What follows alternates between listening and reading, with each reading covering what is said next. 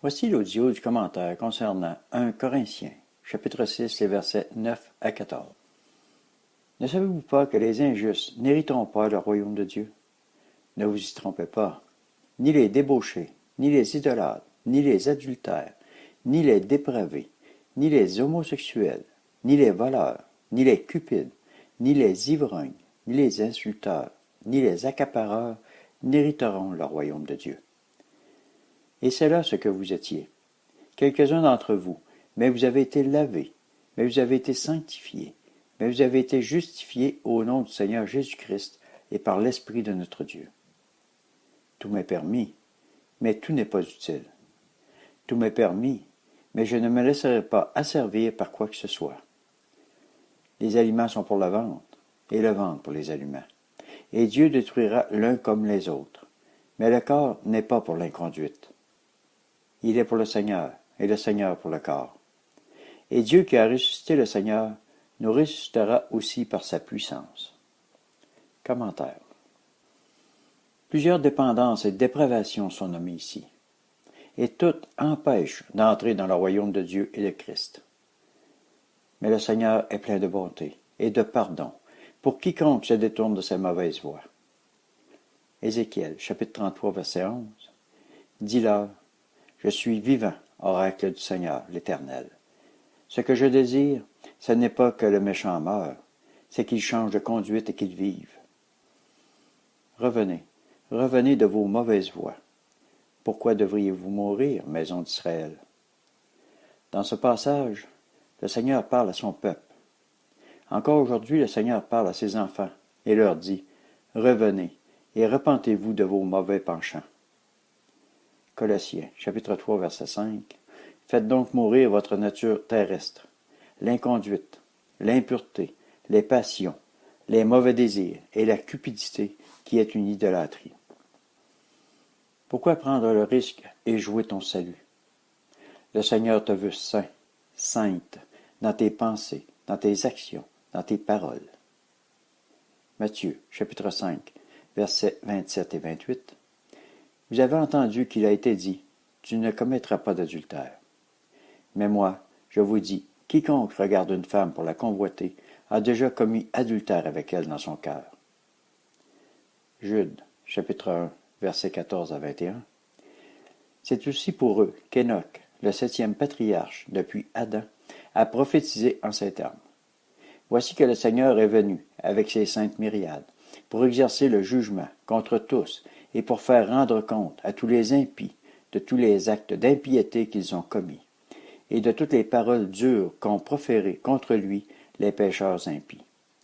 Ce sont des gens qui murmurent, des mécontents, qui marchent selon leur convoitise, dont la bouche parle avec grandiloquence et qui flattent les gens par intérêt. Mais vous, bien-aimés, souvenez-vous des prédictions faites par les apôtres de notre Seigneur Jésus-Christ. Il vous disait, à la fin des temps, il y aura des moqueurs qui marchent dans l'impiété selon leur convoitise. Les voilà les fauteurs de division, les êtres charnels dépourvus de l'esprit. Mais vous, bien-aimés, édifiez-vous vous-même sur votre très sainte foi. Priez par le Saint-Esprit. Maintenez-vous dans l'amour de Dieu, en attendant la miséricorde de notre Seigneur Jésus-Christ pour la vie éternelle. Amen. Tout est écrit. Tout est prescrit pour marcher dans la volonté du Seigneur. Et si qui que ce soit va à l'encontre de ce qui est écrit, pas un iota ne sera retiré. Matthieu, chapitre 5, verset 18. En vérité, je vous le dis, jusqu'à ce que le ciel et la terre passent, pas un seul iota, pas un seul trait de lettre de la loi ne passera, jusqu'à ce que tout soit arrivé. Pas de passe-droit pour ceux qui meurent dans leur convoitise, dans leur entêtement, dans leur manque d'amour et de pardon. Et ce n'est pas moi qui le dis, c'est la parole. Matthieu, chapitre 7, versets 21 à 23. Quiconque me dit, Seigneur, Seigneur, n'entrera pas forcément dans le royaume des cieux, mais celui-là seul qui fait la volonté de mon Père qui est dans les cieux. Beaucoup me diront ce jour-là, Seigneur, Seigneur, n'est-ce pas en ton nom que nous avons prophétisé, en ton nom que nous avons chassé des démons, en ton nom que nous avons fait beaucoup de miracles? Alors je leur déclarerai, je ne vous ai jamais connu. Retirez-vous de moi, vous qui commettez l'iniquité. dans ces versets, ce sont des gens qui connaissent le Seigneur. Car des gens qui ne connaissent pas le Seigneur ne prennent pas son nom pour chasser les démons et guérir les malades.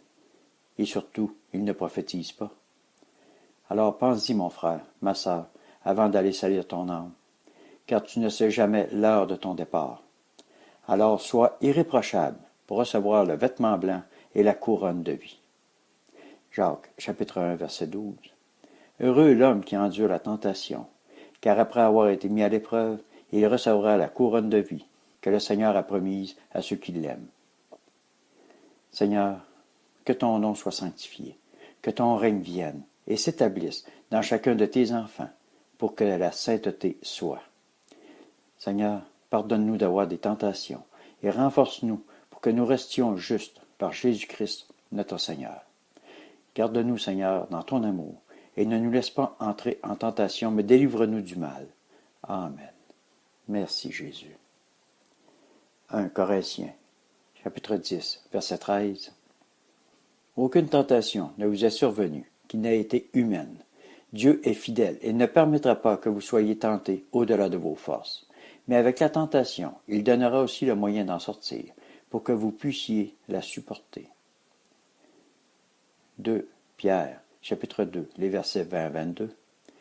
En effet, si après s'être retirés des souillures du monde par la connaissance du Seigneur et Sauveur Jésus-Christ, ils s'y engagent de nouveau et sont vaincus par elle, leur dernière condition est pire que la première. Car mieux valait pour eux n'avoir pas connu la voie de la justice que de l'avoir connue et de se détourner du saint commandement qui leur avait été donné. Il leur est arrivé ce que dit le proverbe véridique, le chien est retourné à son vomissement et la truie, à peine lavée, va se vautrer dans le bourbier. 1 Jean chapitre 1 versets 5 à 10. Voici le message que nous avons entendu de lui et que nous vous annonçons. Dieu est lumière et il n'y a pas en lui de ténèbres. Si nous disons que nous sommes en communion avec lui et que nous marchions dans les ténèbres, nous mentons et nous ne pratiquons pas la vérité. Mais si nous marchons dans la lumière, comme il est lui-même dans la lumière, nous sommes en communion les uns avec les autres, et le sang de Jésus son Fils nous purifie de tout péché. Si nous disons que nous n'avons pas de péché, nous nous séduisons nous-mêmes, et la vérité n'est pas en nous. Si nous confessons nos péchés, il est fidèle et juste pour nous pardonner nos péchés et nous purifier de toute injustice.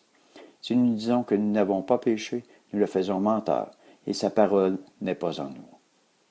1 Jean, chapitre 2, versets 1 et 2. Mes petits enfants, je vous écris ceci, afin que vous ne péchiez pas.